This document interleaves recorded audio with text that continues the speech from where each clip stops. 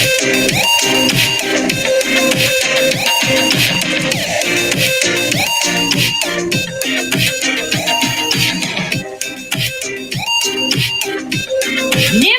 with numbers. Welcome, everybody. It is Friday night. I am Scott Simpson, Nimble with Numbers. I am joined, as always, by my cohort in crime, Mr. Bo _Mick Big Time. I love him. We have a special guest tonight, and I got to thank Bo for jumping out and saying, Paulie, sleepers, the infamous, the famous, the gift perfection himself, like the one who you hope gets your gift perfection. I've seen him give out gift Hall of Famers. Welcome, Mr. Sleepers, to the show, sir. What's up, Bo? What's up, Scott? How you doing? Doing great. I'm partner in crime. They're mostly nonviolent crimes. I must add that as a kind of a mitigating factor because, yeah, all the crimes I commit, most of them nonviolent in nature. Well, they're monetary in nature against me. That's what they are. I think yeah. I'm up against everybody in DraftKings. I've been beating Pete Overzet the last couple of weeks, taking his money, and then I give it right to Bo. So, like, I collect from Pete. I'm like, hey, Pete, I need to give Bo's money this week. And then I go give it to Bo each week. So, Bo, Don't make me come back here, Simpson. Don't make me come back here because next time I come back here, I'm going to bust your kneecaps. This week I've got another head-to-head going on with Overzet. I'll pay you back as soon as I get my money from him, And hopefully we have Paulie on. He can tell us what he thinks about the slate so that, he can help me beat you this week because I'm 0 for 5 the last 5 weeks, Paulie. It's been terrible. Bo's been laying it on me. It's been bad. And, he's getting paid like $80 a week to work for me. Wow. So, and I'm even going to allow you to edit your roster if Paulie talks you into a better play because, again, your roster reeks of desperation. It always does. Well, I've heard the good things about Paulie. He's been crushing it lately, and Bo said he's on fire almost as much as I'm on fire. And so, glad to have you on. When I watch his show, we're in lockstep. Like I'm looking at his plays. I'm looking at what he's thinking, and it's really similar. I mean, there's only been a couple things that I've disagreed upon, and it makes sense that if Paulie was playing you, he'd be beating you too.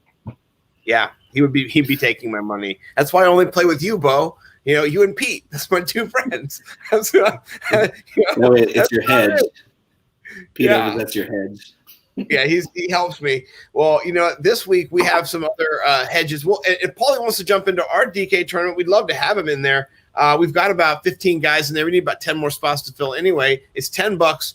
Top 3. I think winner gets 130 or something like that. So, just send me a link. I'm going to do it right now as Bo steers the show. I'm going to put that out, and I'll put it in the chat. Should I put it in the chat here as well? So this is Chalk Blocked. It's episode 2 of the sexiest DFS show on the internet for now. We're here to give you an entertaining rundown on this weekend's NFL DFS slate. This is a divisional round. We got 4 games, all the marbles. I mean, we're whittling down. We only have 7 football games left this season. If that doesn't bring a tear to your eye, you're not a real fan. 7 games left in the NFL season. And nobody can really predict how these games are going to go. But we found some really nice value edges this week, and hopefully Paulie can add some insight to pretty much everybody who we're going to be thinking about playing on DraftKings or even FanDuel this weekend. The games are going to be exciting. Everybody's going to be glued to their TV. I'm going to be hyped up and drunk as a wild wildebeest. But it's all about how you deal with the cap this week. You're not going to be able to fit all your studs in. I already tried. You can try to squeeze them all in there, and all your favorite top dollar guys, they're not going to fit this week like they did last week. So how you manage the cap and how you get the guys that you really want in there and then fill in around them with the great values, that's how you're going to win this week. So what do you say we jump right into Rams and Packers? Let's do it. So this game, I'm calling the upset. I've been kind of logging in and out of Twitter for the last couple of days. I'm on the Rams side this week. I just think that on paper, they match up with the Packers really well. All the things the Packers have been dominating with all year. The Rams are a lot like the Buccaneers. They're a better version of what the Buccaneers could be on defense. Their offense isn't quite as good. So the Packers, if the Packers get hot on offense early, it could be over pretty quickly. But that defense for the Rams is legit. Even with Aaron Donald with rib cartilage damage, I don't think it's going to affect him that much. Maybe in the run defense, maybe. That's kind of I'm edging towards Aaron Jones kind of game because that secondary is legit. It's really good. And Devontae Adams is a manimal. He's gonna get his. I just don't know how high his ceiling is this week. What do you think? Paulie, what do you think about this game? What are some of your thoughts? I'm pretty much right in there with what you're saying, Bo. If Aaron Rodgers and Devontae Adams go off, my lineup's not going to hit. You've got Cam Akers just absolutely crushing lately. I really like his value at $5,700. There's absolute smash. I think there's a 75% chance it's a positive or neutral game script. Mm-hmm. So the Packers are not very good against the run, and like you said, the Rams line up really good against the Packers, especially on defense. So the only way to really get Rodgers off the game is with a strong pass rush, which Donald definitely has. And one of the only guys in the league that could, slow down Devontae Adams is Ramsey. Yeah. You've also got Cooper Kupp with a knee contusion that'll probably slow him down, and Jari Alexander on Robert Woods, and a quarterback in Jared Goff that was the emergency quarterback last week that ended up playing 58 minutes. Wofford got hurt early. That was a nasty injury too. The way for them to win is to play their game against Rodgers with the strong pass rush, trying to slow down Adams. You're right. He will get his, but at his price, I'm not paying it, $8,500. I'm actually going to play the Rams defense and Cam Akers. I like that. I definitely like stacking defenses with the running backs. It makes sense. If it hits, there's strong correlation there. And the Rams are, I don't know, I think they're like the fourth. I can't remember the price. They're $2,600. Second lowest price. Second lowest, yeah. They got 16 and 20 the last 2 weeks. Yeah. Against Arizona and Seattle. Sacks and picks. I like them getting at least double-digit points. I like them getting 10 points plus at 2,600. 10 points is good to go, and I like Akers getting at least 20 touches, quite possibly way more than that. Yeah, especially if in that positive game script, like you said. Go ahead, Scott. Yeah. I was talking earlier on my previous podcast, because all you do on Friday night is podcast and do stuff, is that if he gets 20 touches, 25 touches, he's going to get 20 points. Like that's how it's going to correlate. And he's just going to be the dominant force in that game. I think he scores the most points on that team. And so, at that price, that's I'm going to be doing a lot of one-off with Cam. I'm playing him against him with Bo. I have him also in a couple of the tournaments, so I love that play, Paulie. Yeah, the problem is it's going to be really, really high owned. But I think in a 4-game slate, you gotta pick your spots and not worry as much about that because there's not a whole lot of direction to go in. And he's going to be very high owned. He's only right now, and maybe it's going to shift. I use the Occupy Fantasy tool from I think Brian Jester. He won the Million Maker last year or maybe the year before, but he created this company. And so this is a service I use. Right now they say Cam Akers is only about 12.5% owned. And so that blows me away. I know. I thought at 19, so it was. Yeah, that blows me away. I see it getting closer to 25 or 30. Yeah, that's what I would think as well. I mean, he's such a great play. I don't understand what people are not seeing in that. But that's something to monitor tomorrow for sure. He's a talented receiver too. If he gets 3 or 4 targets, you're still looking at an extra 5 points out of the guy. I mean, what are we looking at here? It's 5,700 for a guy who's just scored 30 points last week. And I was all over him last week on a bigger slate even, and that was just an absolute smash. It was like he was part of the perfect lineup, and I don't see very many reasons why he won't be this week again. The Packers are terrible at stopping running backs. And Jared Goff isn't going to be the answer because of that pass defense. The Packers really do have a good pass defense, good pass rush with the Smith brothers. Jair Alexander is the real deal. I would say he's the only other corner besides Jalen Ramsey that could maybe slow Devontae Adams down, but he's on the same team as Devontae. So it's Jalen Ramsey or it's nobody. And I'm thinking that we always forget about the Aaron Jones game. And he only had like 3 or 4 Aaron Jones games this season. And when Aaron Rodgers and Devontae Adams kind of get bottled up a little bit, Aaron Jones goes off, and I think that could be the week this happens because the Rams are middle of the road against the run.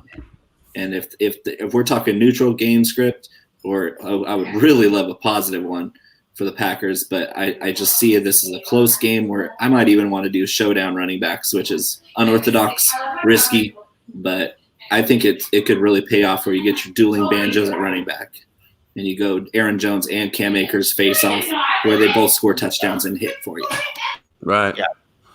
I would also say because of Kupp's injury and Woods getting the Jari treatment that, spending, bare minimums to play risky plays like Josh Reynolds and Tyler Higbee could be the difference in hitting on a big tournament lineup. They're not in my lineup, but I'm not mad at that play. I mean, those are the kind of risks you have to take because they're going to have to pass somewhere. Yeah, and 3,200 for Josh Reynolds. If he gets targeted, 7 times for 5 catches, maybe gets a touchdown. That's he's getting 4 maxing, on a cheap little 3,200. Not that it's going to happen, but someone has to catch and maybe it's Higbee though. So I do kind of like looking at those cheap pivots. Yeah, and those will be a low-owned plays. So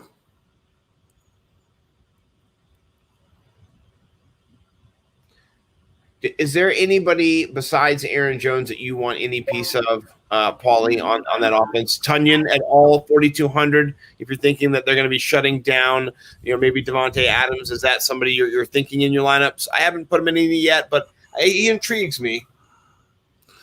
That's a play. I mean, where I'm at is when I first started doing this, I'd do 20 lineups a week, and then I kind of peeled back to like 12. And this season, I've run like 3 to 5 a week. This week, I'm only doing 1.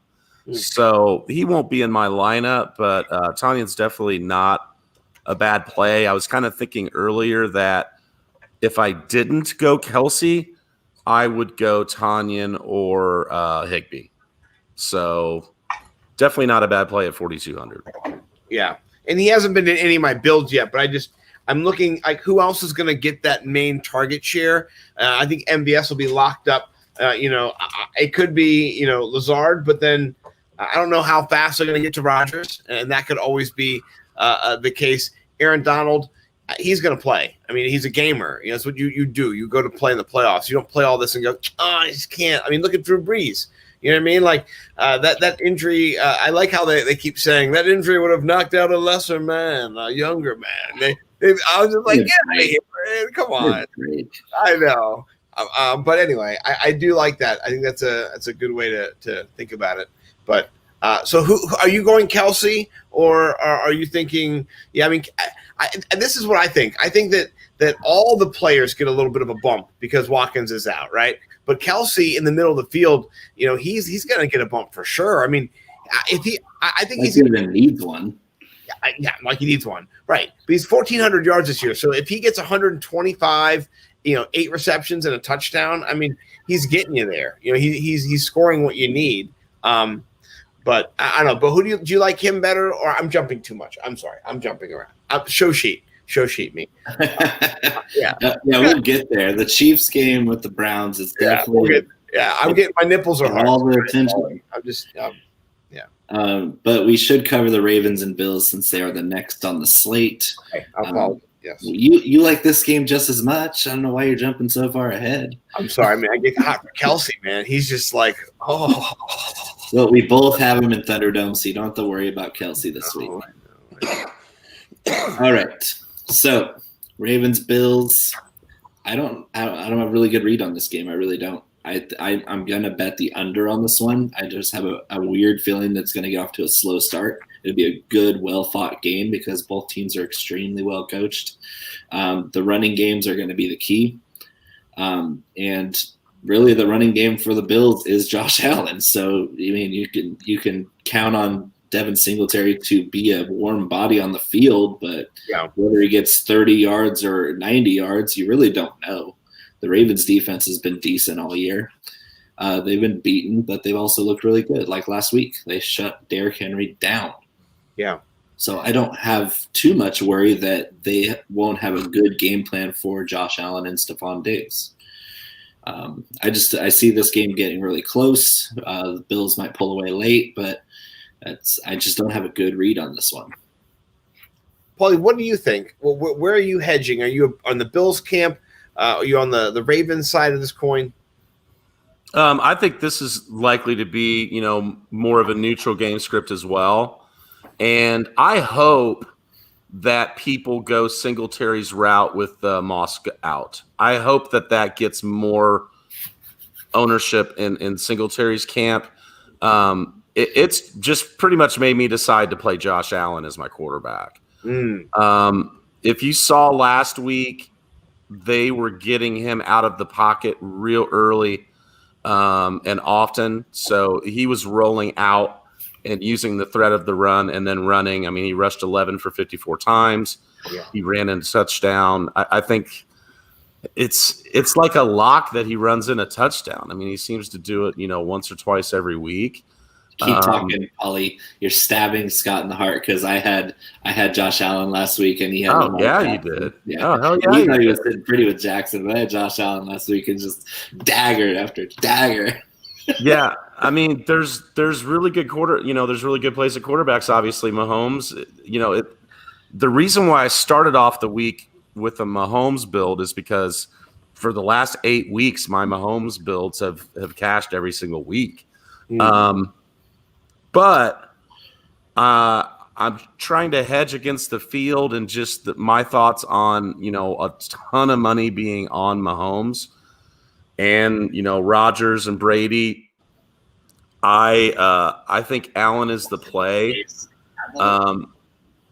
I first want to say that if you like player props, there's 2 player props for this game that I think are really good. The Devin Singletary receptions player prop is 2.5. Oh, and I think with Zach Moss out of the game, that's pretty much a lock. It doesn't pay even money; it's close. And then the other one that doesn't pay even money, but it's close, is that Josh Allen is 39 yards. I think it's 38.5. So I'm taking the over on Singletary at 2.5 and receptions and Josh Allen at 38.5 rushing.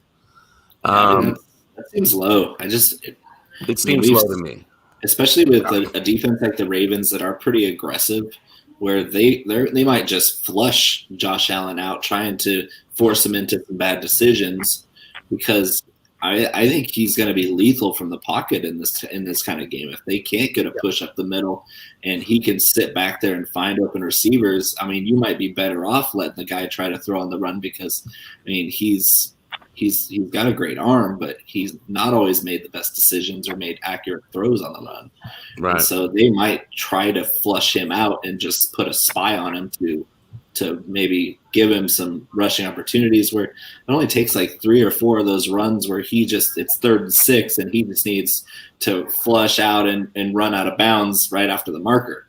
That's what he did last week. Right, pick up like 6 yards. Those 54 yards were just on little rollouts where there's nobody open, and instead of sliding down, he just runs 7 to 10 yards and runs out of bounds, and that's easy money. 5 or 6 yards at a time. Exactly. And then you had a 6-point rushing touchdown for a quarterback any slate, and that is music. Yeah, and he'll I think he'll hit his 300-yard passing prop too. I have a hard time believing he wouldn't. Yeah. Or that's not a prop, but just your 300-yard bonus. I think it's 294.5, which I would take the over on as well. So Josh Allen, I'm playing in this game, and Dobbins, who's scored like 7 freaking weeks in a row, and Gabby Davis. Mm-hmm.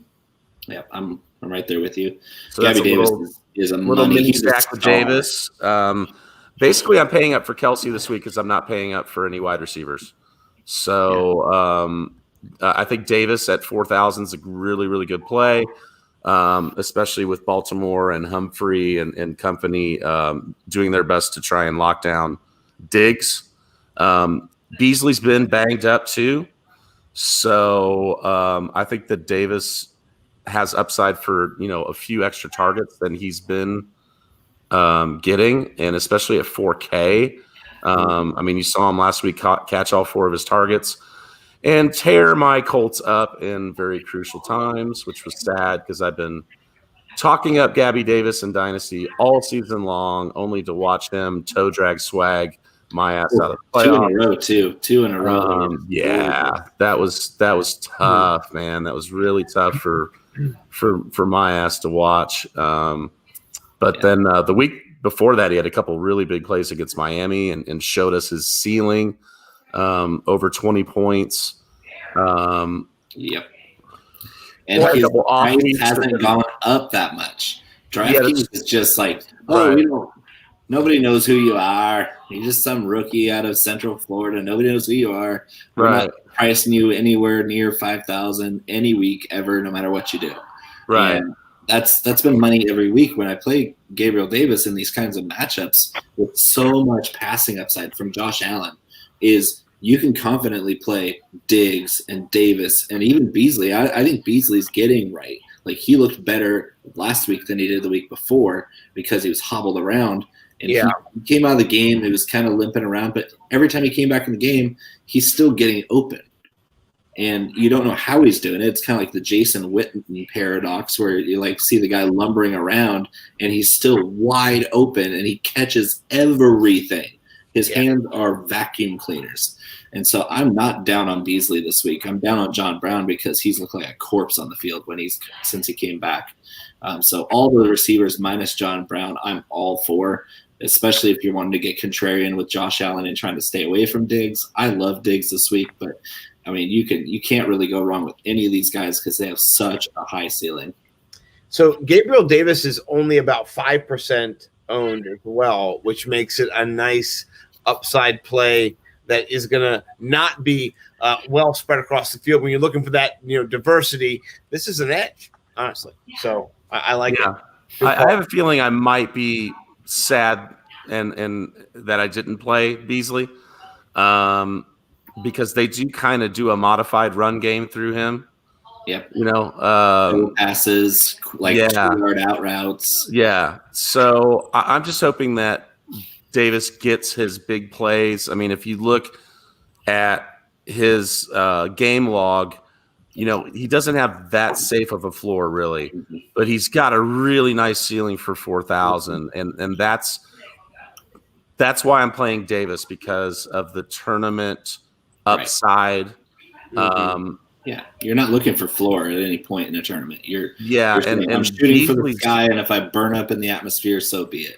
Beasley, actually, I would play all day long if I was doing like a cash lineup.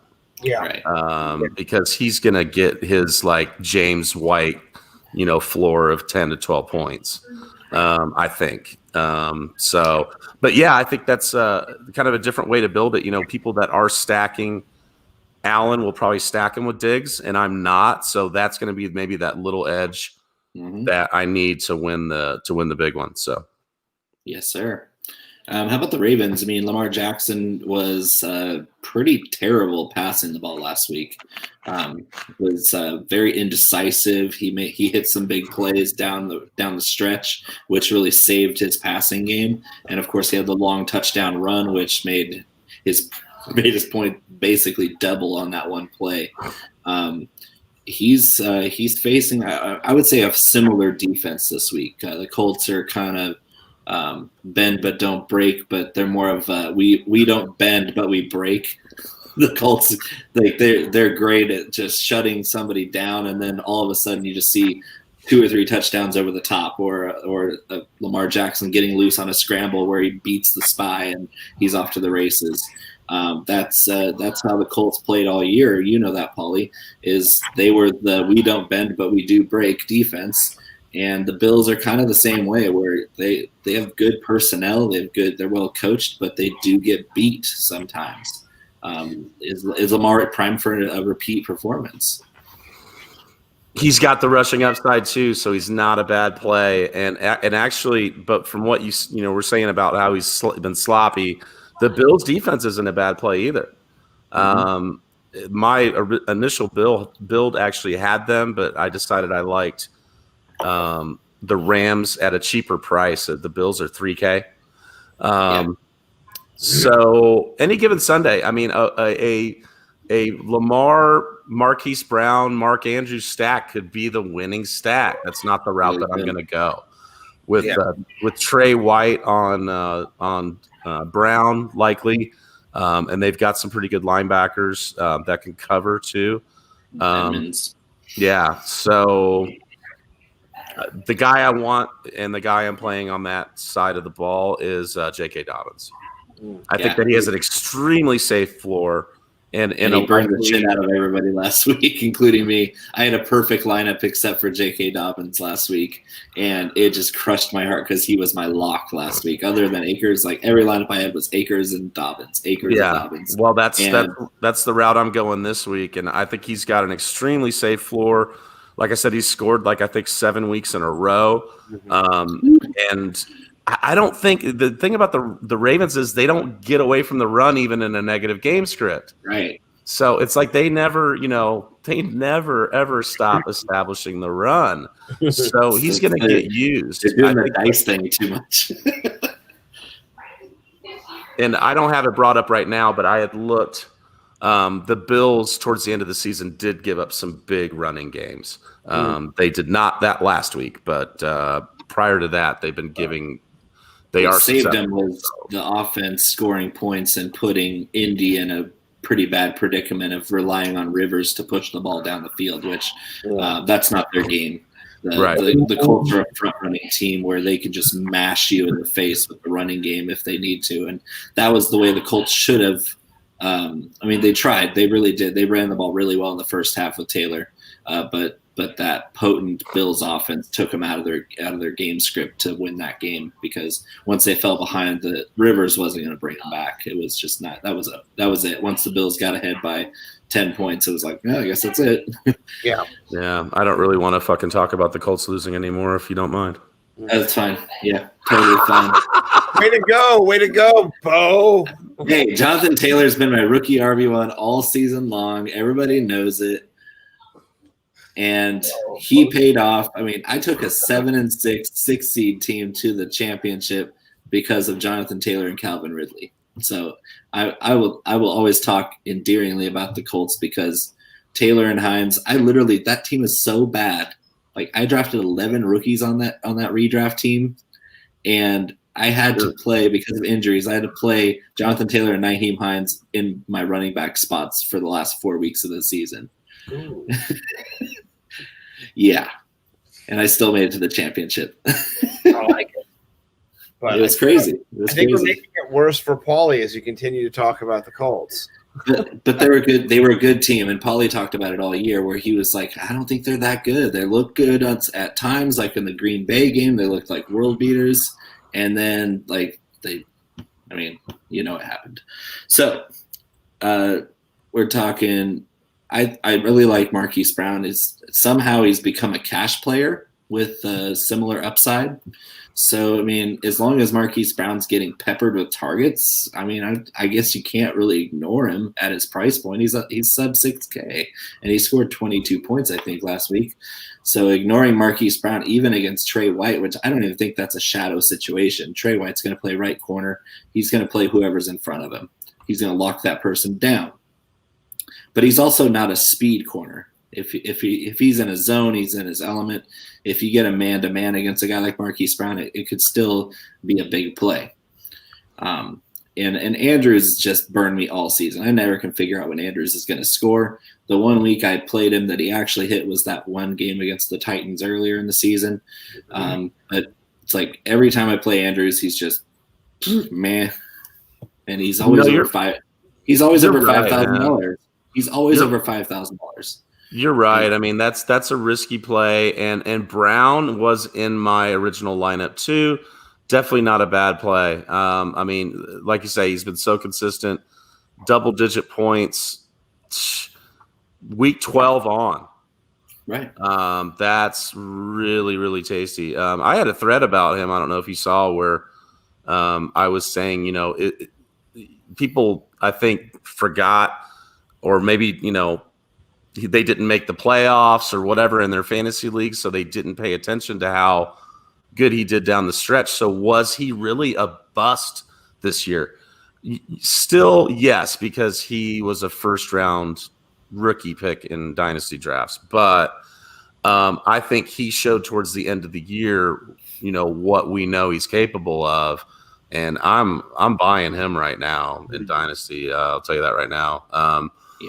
But definitely a strong cash play, and definitely not to be overlooked in tournaments. It's not a bad play at 5,200 at all. He's not in my lineup, but I'm not mad at you. Yeah, I was happy last week.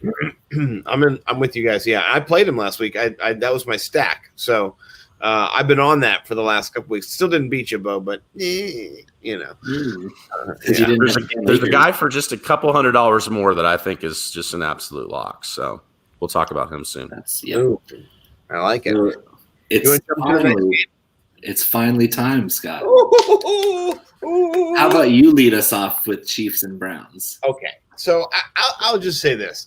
I think that if you're going to stack this game, the way that I'm approaching this is I'm trying to get pieces of Mahomes without getting Mahomes because it's so expensive. I can't stack 3 players. You can't get 1,800 or 8,000, 8,000, 8,000. That's just not really going to work. But you can get Kelsey and you can get Tyreek Hill both in your lineup if you want, and then play either Drew Brees up in the quarterback position, or you can go with Baker Mayfield, who is the run back option here, which I really like. I talked about it in my previous show, a game stack having at least 5 players from this game being in several of my lineups. So that's kind of where I'm approaching this right now, is trying to get pieces, Tyreek Hill or Kelsey, and then Hardman's an option as well. What do you think, Paulie? Yeah, everybody's in play. As we already know, spoiler, I gave it away. I'm all on Kelsey this week. Cleveland is #bad against tight ends, and it's not even like Kelsey needs a bad, defense against his position to do well. But I see with how poorly they play against the tight end position that I'm wanting to play him at $7,800 more than I'm wanting to play Devontae Adams, Diggs, Tyreek Hill. I don't have any of those guys in my lineup. I think that Kelsey's the play. And then I'm playing you already know my 2 running backs. In the flex, I'm playing Kareem Hunt at 4,800. People talk about revenge game all the time, but for me, it's just like you want to show up against your guys, the guys that, you've got friends on the other side. You want to show them what's up. He knows that defense hasn't really changed. They're a bend but don't break defense, much like the Colts, like you were talking about earlier, Bo. So I think that he has knowledge of the defense. I think that they could get easily into a negative game script, which would favor him a little bit more passing down work at $4,800. I mean, are you kidding me? Like $4,800 for Kareem Hunt to me just seems like absolute gift. And low ownership. I'm not playing. What's he projected ownership wise? I've seen it between 12 and 18%, which is bonkers. That's insane to me. Yeah. I saw CEH, who might not even play, at 23%. Who's that? What? CEH is trending at 23%, and he's highly questionable to even play. Oh, yeah. Yeah. I mean, so I guess that's just, that many people were playing, Aaron Jones and Rodgers and Kamara, and I forgot about Hunt, I guess. And then the guy that I kind of pivoted off of from Marquise Brown when I changed my lineup up, basically when I went down to the Rams D from the Bills D, it bought me a few $100s, and I went up to Jarvis Landry. So does that sound familiar, Scott? Yeah, it does. It's you, bro. It's you. Jarvis Landry's been killing it ever since a certain big analyst that I won't name said that, when you were drafting him this year, you could have been drafting, XYZ. And I've always been a Landry fan. The juice. He proved to be a wide receiver one even when Odell was out there. He needed some time to get over that hip injury. So I gave him a pass at the beginning of the year when he started out slow. And then boom, man. I mean, let's look at targets here. Massive. Since week 12, 11, 10, 9, 8, 8, 6 last week. So, I mean, his floor is 8 targets. And other than after the catch running, he's every ounce as talented as OBJ. I would say he's better at getting open. He's got equal hands. And I mean, he's not as good after the catch. Obviously, OBJ is elite after the catch. But he's insane. He's a madman. I mean, he's Keenan Allen. Yeah. All day long. And the way that he plays, the way that he doesn't no respect. The way he uses his body to get open, his knowledge of angles, he clowns out there, man. I love when they have him mic'd up. He loves the game. I love watching guys that love to play the game. Yep. And at 5,600, knowing that you've got a game that could shoot out the most potent offense we've seen in decades against a bad pass defense. It's talking about a matchup. The Chiefs aren't really that bad against the pass. No, I mean the Browns pass defense. Oh yeah. It really lends to that game script that we're talking about. Yeah, horrible.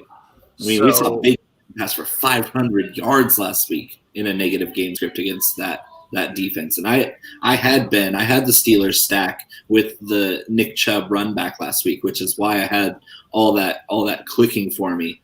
And I was expecting Big Ben to air it out all game because they can't run it. And the Browns defense was terrible. I didn't expect to get gifted with 28-0 in the first quarter and watch Big Ben chuck it 68 times.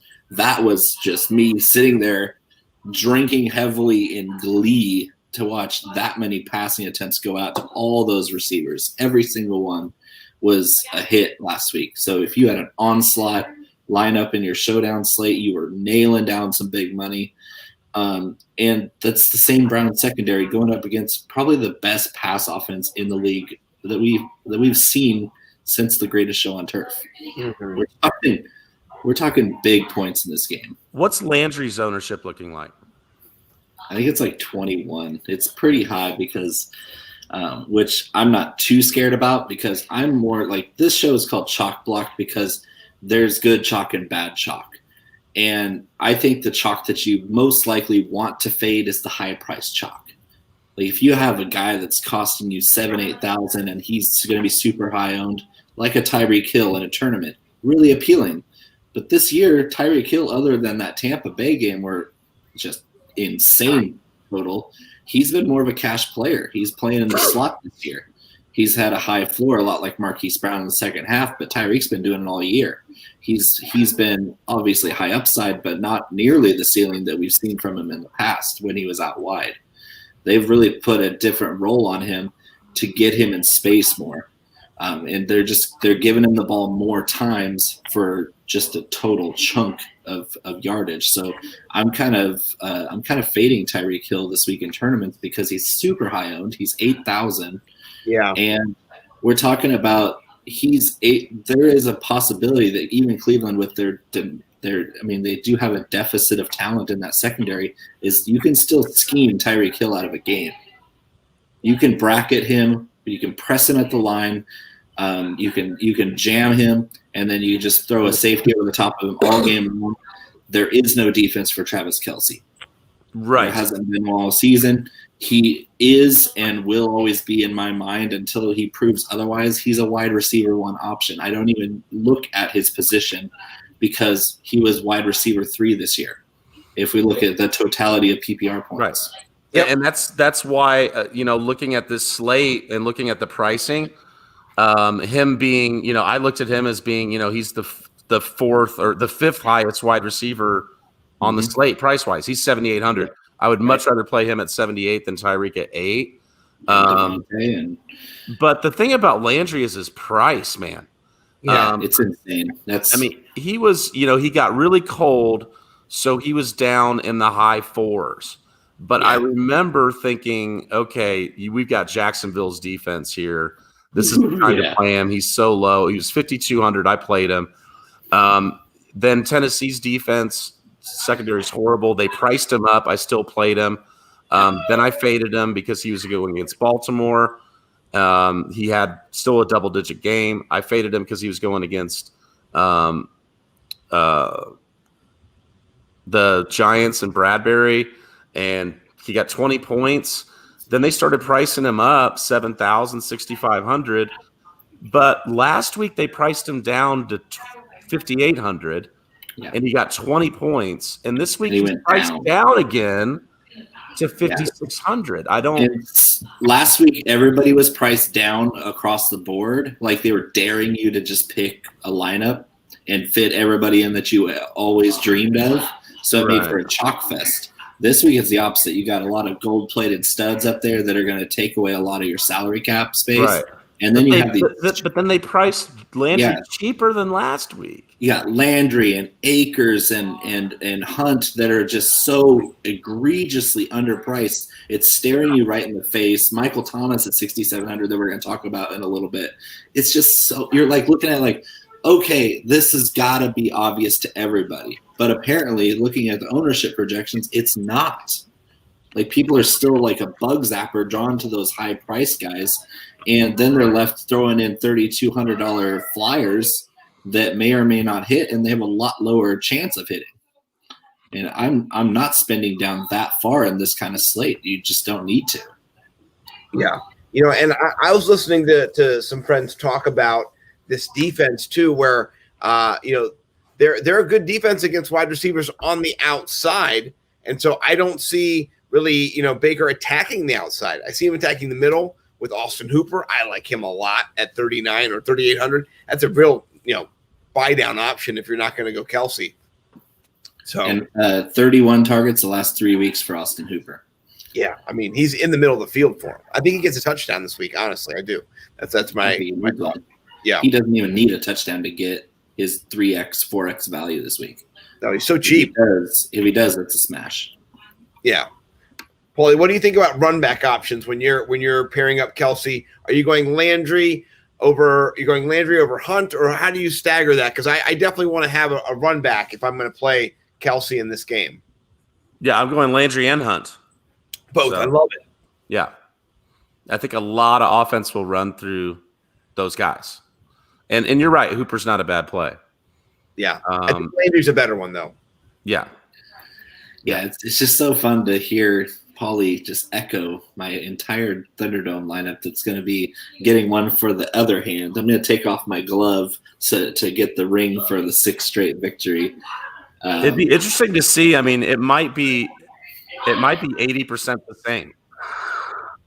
Well, what's so funny is that me and Bo have out of 10, I think we have like 7 the same.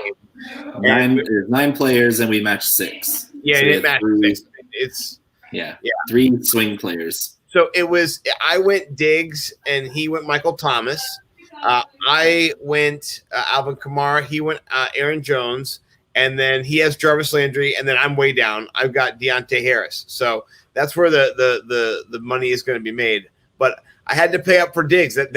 that for me was something I'm hoping for. We talked about it earlier. He does have that breaking potential this week. I'm always going for upside. It does reek a desperation boat. You're right. I am desperate. So, and before we wrap up this gigantic 57-58 implied total, I mean, we're talking fireworks. Like it's going to be some points on the board. I do want to throw in a couple of my tournament lower price receivers.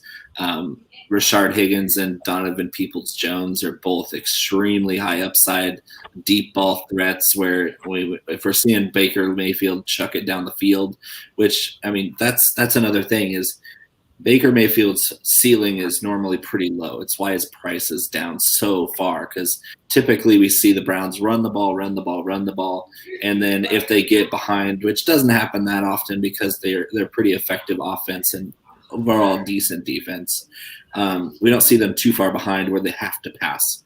And so this is the kind of game where we might see that ceiling for Baker Mayfield just take off and take the roof off of the building, where he might chuck it 50 times or plus.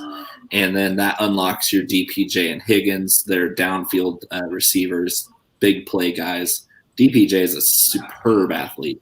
He doesn't get nearly enough respect for the talent that kid has. And Higgins has been, at times, a highly targeted downfield receiver. He's a lot like Michael Gallup, a less talented version. He's the other version of Hollywood Higgins. I think at times he's deserved the Hollywood tag more than Marquise Brown. So we're looking at these little kind of fill-in options where if you're like, I got 3,500 left, what am I going to do? I wouldn't feel bad at all throwing an extra Browns receiver in there to fill in a game stack scenario. What you could do if you wanted to stack this game, and I might do another lineup, would be to pair Baker with several of those cheaper pieces and run it back with Kelsey, or run it back with Hill if that's your preference. You could do a pretty good stack with Higgins and or Jones, Landry, Hunt, who's probably going to catch 4, 5, 6 balls, and Baker. And that's a cheap option to get all those guys in there, and then you can afford the more expensive Chiefs coming back. That's not a bad plan at all. It's also going to block the chalk. Right. It's a double entendre. You can block the chalk. You can be chalk blocked. You can get your chalk blocked. You can also be a chalk wingman. Chalk wingmen are important too. Yeah. Something's happened at Bo's house. Yeah, someone needs a wingman for sure. Shout out Bo's house. I love it, man. So, yeah. Bucks Saints wrapping it up. Yeah, this is going to be a fun game too. I'm getting pushed in the direction of liking this game more. Old man Brady scares me a little bit, but I like some of his weapons. Paulie, who are you thinking out of his wide receivers? There's a trio of really all-star wide receivers, but there's a price difference. If you look at each of them, Antonio Brown being the cheapest at $5,400. Where are you leaning if you're going anywhere in the Bucks kind of passing options? I can't quit God Chriswin. I can't quit him. Mike Evans just win is capitalized. A horrible history versus Marshawn Lattimore. Mm-hmm. He is his daddy. It's so bad. It may be the worst shadow matchup stat line ever that we've seen in the past 3 years. It probably is, actually. Yeah. So, knowing how it seems like I always pick the wrong Brady pass catcher. I had Evans the week that he got hurt and Brady went off, and I had Evans and Gronk that week, and it was Godwin and Brown. Yeah, I had God Chrisman that week too. My lineup would have absolutely smashed, but I had him double stacked with the absolute wrong two guys. I mean, you know my lineup by now. There's only room for one more guy. I'm not playing anybody else in the game, although you guys know that I am the biggest Kamara truther since, You got the inception. receipts. I've got the receipts. I think I said to somebody, my receipts are on Sanskrit. So I'm definitely not mad playing that guy. Did Nick Saban write up the receipts before he sent Kamara packing to JC for a year? Right, exactly. And a lot of people don't even know that. A lot of people don't even know that he started off with Bama. But he's definitely a great play because he's arguably the best player on the field. But with Evans getting locked up with Lattimore, I love Godwin, and he fits into my build. The only thing I don't like about my build is it's a zero salary, and I like when I've got $200 or $300 or $400 left. It makes me feel like there's less of a chance that other people are playing the exact same lineup. I don't know why I always have that thought, but Godwin at 6,100, I think is a great play. But Mike Evans, or I'm sorry. Michael Thomas is priced very, very down for his ceiling too at 6,700. I'm not playing him, but it's not a bad play. You know why I'm playing him? This is the number one reason why I'm playing Michael Thomas in every single lineup I'm building. I'm up to 8 builds so far. Michael Thomas, every single one, along with Cam Akers and Kareem Hunt, is because he's going up against Sean Murphy-Bunting, who is graded out as the worst slot corner in the entire league. He's getting shredded by everybody, not just elite receivers, not just Tyreek Hill. Tyreek Hill really killed his grade for the whole year. But we're talking Michael Thomas, who looked really healthy last week. He scored the touchdown. He got a good amount of target work. But this matchup should be a funnel towards Michael Thomas. Yeah, Thomas is a great play. Yeah, we're talking about a super low price for his talent level. Drew Brees owns the Bucs, just owns them. He actually, he has the best winning percentage against Tom Brady teams of anybody who's ever played the game. He's 6-2, I think, against Tom Brady.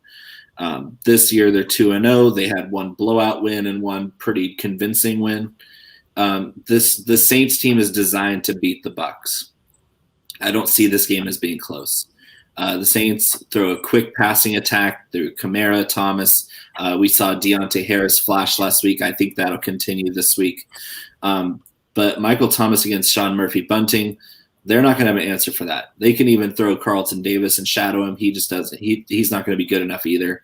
And then Kamara running, I don't see him doing much on the ground in this game because Tampa's really good up front, really good. And usually they dominate teams that that have quarterbacks that hold on to the ball. Breeze doesn't hold on to the ball. He's 2 reads and throw it away, or 2 reads and dump it off to Kamara. So Kamara's floor is safe. I think his ceiling is capped because his rushing game is not going to be anything more than touchdown dependent. And yes, he has an elite nose for the end zone, but Kamara at his price and his ownership, I'll have a little bit of him. I can't ignore one of my favorite players to watch in the whole league. I don't have receipts going back as far as Pauly, but I did pick him up in week 2 of his rookie season. As soon as they traded Adrian Peterson to the Cardinals, I picked up Alvin Kamara in a couple keeper leagues, and he's won me a lot of money. So I have a special place in my heart for AK-41, and he'll get his. I just don't see his ceiling as being super high. Michael Thomas's ceiling is it's astronomical. To me, the Kamara play is kind of like the Adams play. Right. It's a high price play very with similar, super safe floor, but a capped upside. Right. And like you said, he's going up against Bunting. I mean, just say it, Bunting. It's like baseball. It's like bunt. Yeah, you can. Yeah. And that's what the. You're gonna small ball slant boy? Are you kidding? And that's what Michael Thomas does. It's the bunt of football. Right. It's that little pass. So you've got the bunt slant boy going against Bunting, the horrible slant corner. So yeah, you're right. I mean, that's a fantastic play. What's Thomas's ownership at? I think it's like 18% projected. Yeah. Okay. So All I right. don't care if it's 25 or even 30. That's a lock. It's a lock for me because he might even get 15 to 20 targets in this game. I'm not even exaggerating. We've seen it from him in the past multiple times, especially last year when he was healthy. We're talking a guy who got basically 10 targets a game a whole year in 2019. Paulie, we had a very noteworthy trade mid-season in the Dynasty League where you gave me Michael Thomas for Chase Claypool and I think it was the Eagles guy, right? Yeah. Claypool. Fulgham, yeah. Which I hated giving you Claypool. I love Claypool. Mapletron is legit. But I saw the writing on the Probably wall. not one of my better trades this year. But at the same time, I was still hesitant to do it because Michael Thomas probably won't have Drew Brees next year. I was hemorrhaging him off my out of my lineups at that point, and that's just there was all the locker room talk, and there was the fight, and then there was that injury that kept him out for so long. And then, like you said, I saw, the writing on the wall is he doesn't have Breeze next year. So that's probably the worst value I got for him, but I literally traded him in all my leagues. Bo, you're making me really want to switch up my lineup and get Michael Thomas in there, which would mean I'd have to get off of Godwin, and then I have to find $600 somewhere. You're really making me want to play. I'd say they have similar floors, Godwin and Thomas. They're both slot receivers facing poor slot corners. Gardner Johnson's not good either. But we're talking about Drew Brees, Michael Thomas connection in the playoffs when everything's on the line. And Tampa Bay's overall pass defense has been terrible all season. At times, New Orleans has been the top overall in the whole league. They went 5-6 straight weeks where they were world beaters on defense, not just against the run. The pivot for me would be to get off of Dobbins and move Hunt up into the running back spot and then put Antonio Brown in my flex. And then I still have something coming back on that Tampa Bay side.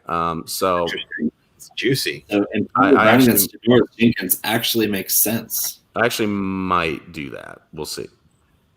Because Brady is not going to get shut down. I don't think he has a huge game by any stretch, but you can't shut Brady down in the playoffs. I don't think it's ever been done. Yeah, and the Saints are pretty good against tight ends, if I remember. Yeah. Gronk, I don't think will stay into block all week. I mean, people who played Gronk last week, RIP, he stayed into block Chase. I called that. Did you? Yeah. Fantastic. I was like, Gronk might not even get a target this week because he's going to be all focused on protecting Brady's geezer ass. Yeah, good call. Very good.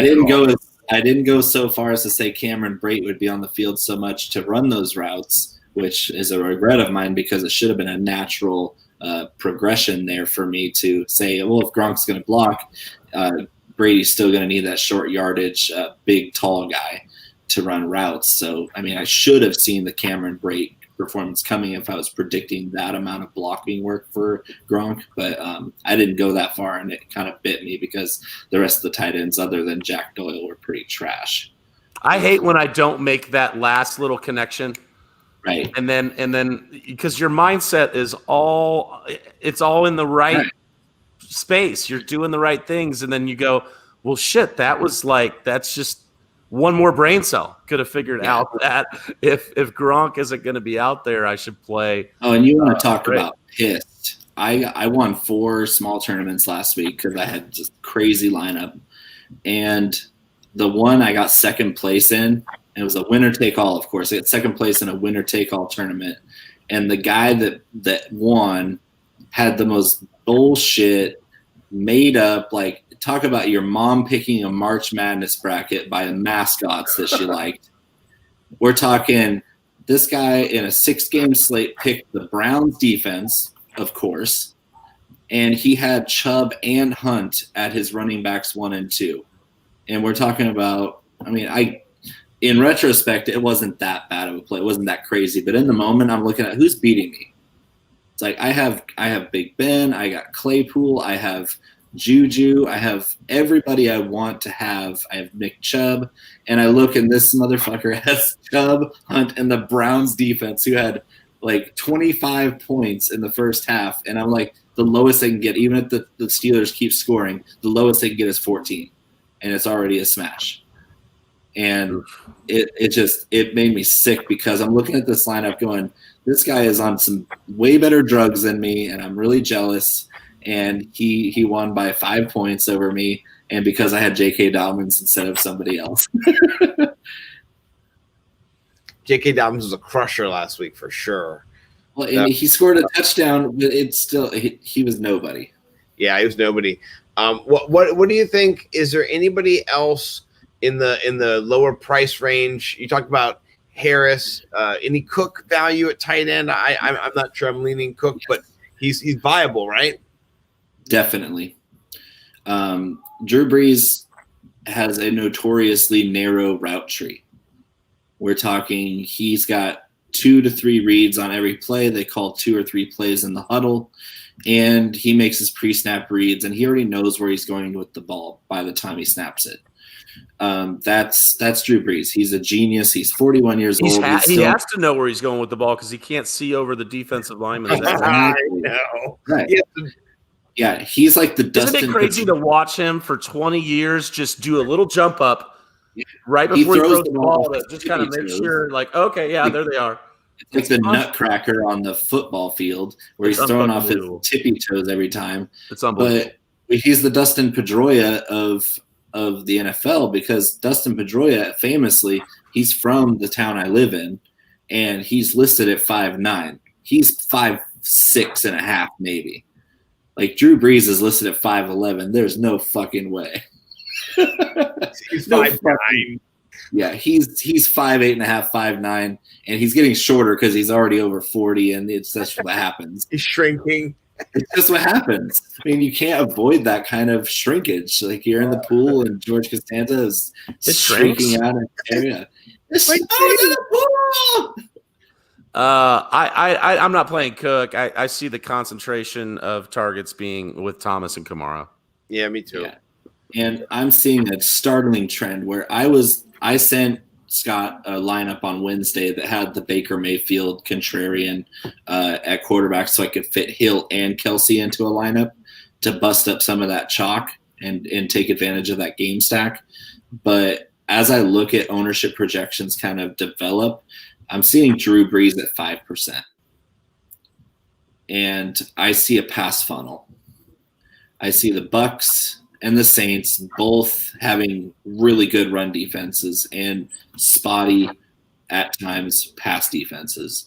Drew Brees going against that Tampa secondary with quick decisions and very, very talented pass catchers. Emmanuel Sanders might surprise me. I'm not going to play him anywhere, but Kamara, Thomas, E-Man, Jared Cook, you have the weapons. Even Taysom Hill might get a receiving touchdown or a rushing touchdown, but I'm not playing those guys. But I'm thinking in a tournament that the same kind of principle applies to Drew Brees as it does to Baker Mayfield, where that normally kind of capped ceiling gets raised up quite a bit in this kind of game, where if we do see Tom Brady and the old timers, 84 years of quarterback in this game, if they get into one of those classic duels where they're just being vintage all game and throwing touchdowns, I think Drew Brees could have a 30-35 point ceiling.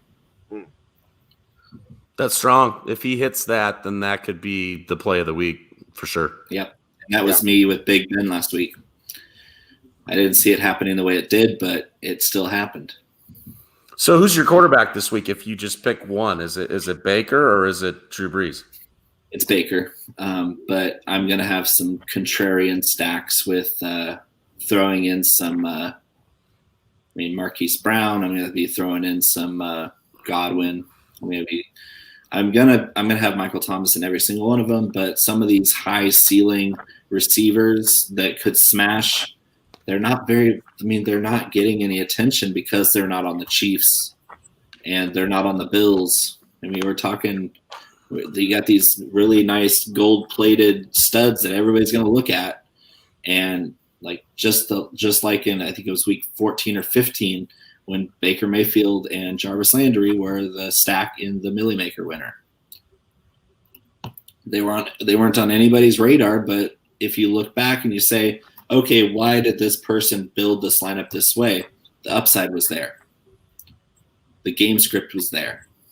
So more Baker this week because of the high probability that they're playing from behind most of the game. And then a little bit more Breeze, where I don't see them running the ball very well at all against Tampa. And so your ability to throw passing touchdowns is gonna be a necessity for the Saints to win the game that they want to win. I think it's well said. I concur. I agree with all of your takes. One thing I do appreciate, Paulie, is Bo does need someone else to let him know that he is on it, and so it's always good because I'll talk to him and be like, Paulie's on it too. It's just positive affirmation. Yeah. So Bo's on it, and to be honest, he spends a lot more time on DFS than I do nowadays. So I'm definitely not like the DFS expert at all. I spend maybe 2 or 3 hours a week on this, and I know Bo probably spends 3 times that. And your takes are solid, man.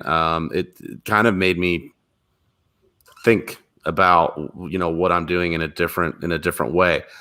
I think I still want to stick with Allen because of the Konami code and the rushing, but doing a Baker, I think I might do another lineup with either Baker or Breeze and see how it goes. And I think I am going to go with Thomas. Now that I look at it, it's a pretty strong play for that 67. Think about what you're looking for. You're looking for 3 or 4x at that for value at those positions at the very least. That's less than 20 points for $6,700. Yeah. And I don't know if he's going to have any chance of going under 20 points this week. I think I did share with Paulie I'll look and see if I did, the DraftKings. So if you want to get in one more, me and Bo are in one for $10. You could. I'll get in that one. You can do your experimental lineup there. It's been Konami coded enough to know we don't know who's gonna be in that one, but you got some good pieces to play with for sure. He sends out these public tournaments, and we get Empire Maker and Chipotle Addict. These are private. These are private. These are not public. Yeah. So here's what happens. He'll throw the public ones out there, and we get the Alex and all those big fish in there. I definitely don't want to play against Chipotle, dude. That guy. No, we're not.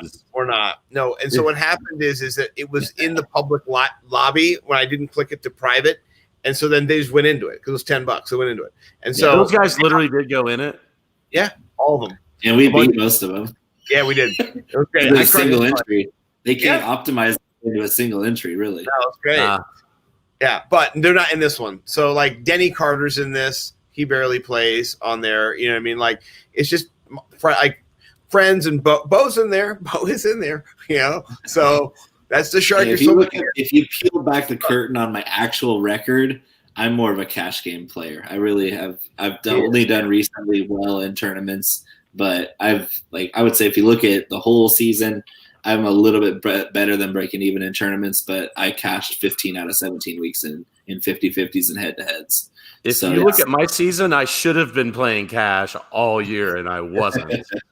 I was drilling cash. Like I had my highest scoring lineup of the whole season was a cash volume lineup, and then my tournaments have just been hit and miss. But that's kind of how it goes. Yeah.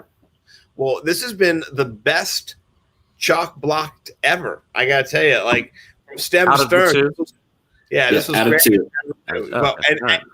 It's gonna be a hard follow up next week, whoever we book, because we're just gonna be like, we had Paulie sleepers on last week, and hashtag. This is Godfather. Yeah, it's just. I mean, seriously, undroppables. Come on, if you don't follow the undroppables, please stop what you're doing, drop it, and go follow the undroppables. There's a bunch of them. There's a whole crew of them. Paulie's there, Jax is there, Tommy's there, Master June is there. There's so many people are there. There's Paul. You tell them. There's so many more friends. Who else do we need to follow over there at the undroppables? BZ Term, the Professor, Fantasy Dukes. Love it. Mark Minshew Brofist has been absolutely killing it lately. Mike Reedy, KL Fantasy. I'm sure I forgot somebody because we have like 18 guys. I have to ask you a question, Scott, before we get off. Yes, sir. You really threw us for a loop with that football thing. Okay. So oh my God! In my chat, hold on, wait. Yeah. This is how the Undroppables chat went. Yeah. Jax posted your post with your signed football that was supposedly mailed from him. Tagged him, tagged the Undroppables, and Jax says WTF.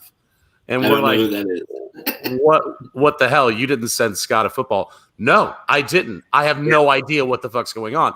And we're like, okay, we'll like DM him or something. Like, and then Tommy's in there, and Tommy's like, well, like maybe it's payback for the whole burrito thing. Like, maybe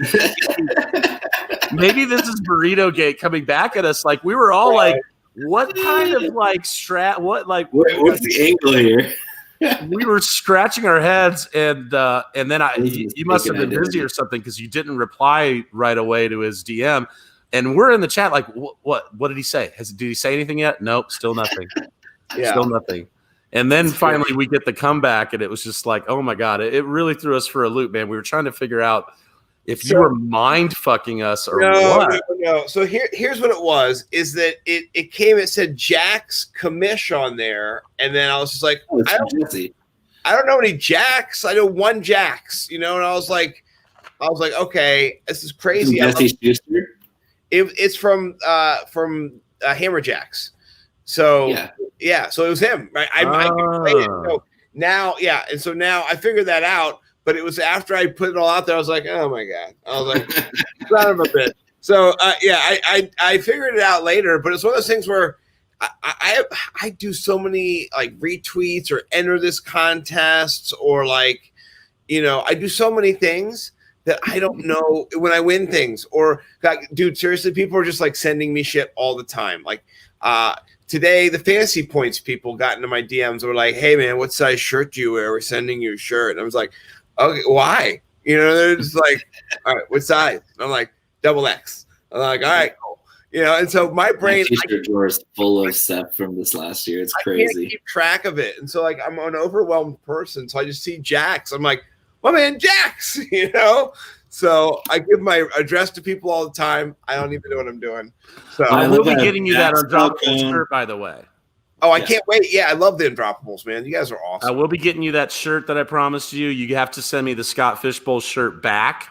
Yes. So I'm gonna send it with a self-addressed stamped envelope, so you could just put that shirt right back in there. Perfect. Make it nice and sweaty. I want all those fucking pheromones on there. And mail it right back to me. It's I'm wearing it right now. So I think I've got two of them. I got to check and see if it's the right one. That's how this all came up because you said you had two of them. I want one of them.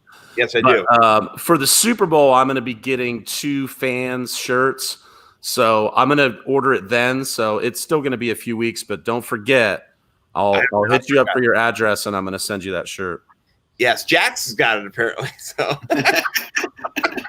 I just love and just so everybody knows, I'm Jax Falcone and Jax Commish. Neither one of them real names are Jax, and you're what's Jax send me a Marshall Falk autographed football? I'm like, what's going on? I was like, is this real?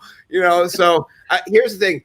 I'm not like in any mind fuckery. Like I'm just as like straightforward and as real as it gets. And so I was just like, Jax, yeah, love you, bro. You guys are awesome. Gotta say the Undroppables are awesome too. I was like, I knew who this is from. I told him, I was like, I think somebody sent me a football. I don't even know. Is that bad? I was like, so I gotta ask Jax Commish why I won this now too, or how I got it as well. So, but yeah, you guys are awesome. And I think that wraps it up, right? I think we're good. Yeah. Yep. Awesome. Well, come back next week. We're going to have a great guest on, I'm sure. And maybe not as great as probably Sleepers, but I mean, it's a hell of a guest. Thank you so much for agreeing to come on this wild show. I'm obviously one of the inaugural biggest fans of your guys' podcast over there, the Unscripted. Yes. Yeah, Well, thanks for I'm having me, I'm guys. still drinking whiskey. Couldn't think of the name all of a sudden. Thanks for Yeah. having me, guys. I'm going to go to bed and because I do have to work tomorrow, but I appreciate you inviting me, and good luck this week. I'll hop in that big, tournament, and hopefully I can beat your guys' asses. Hope you win. Good luck. All right. Yeah. See you guys. Bye, Paulie. And everybody else, we'll see you guys next week as well, because we're going to come back and do